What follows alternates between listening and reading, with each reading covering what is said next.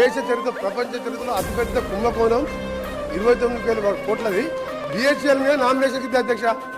BHEL nomination ఇచ్చిన తర్వాత అదే దాని మీద నేను జార్ఖండ్ జెన్కోలో టెండర్ అయితే అక్కడికి వెళ్ళి డాక్యుమెంట్ తెచ్చి అధ్యక్ష తెప్పిస్తే వారికి మనకి ఎంత వ్యత్యాసం ఉందంటే 6,000 కోట్లు డిఫరెన్స్ ఉన్నాయి అధ్యక్ష. జెన్కో కూడా టెండర్ పిలవాలి, బిహెచ్ఎల్ కూడా పార్టిసిపేట్ చేసింది అక్కడ జార్ఖండ్లో.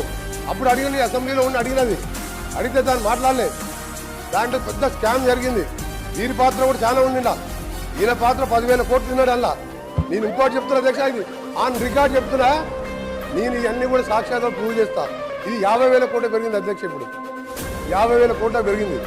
పెరిగితే 16,000 కోట్లే టర్బైన్స్ అండ్ బాయిలర్స్ బిహెచ్ఎల్ వాళ్ళు చేస్తారు. మిగిలిందంతా ఓటిస్తున్నప్ప వర్క్స్ ఈయన సబ్ కాంట్రాక్టర్లు, అక్కడ అప్పుడున్న మిర్యాలగూడ ఎమ్మెల్యే, అక్కడ ఉన్న లీడర్లు దోసుకు తిన్నారు అధ్యక్ష. మొత్తం ఇక లాస్ అయిందండి. ఎందుకు లాస్ అయింది? ఇవన్నీ రికార్డ్ చెప్తున్నాను నేను అబద్ధాలు చెప్తాను నేను.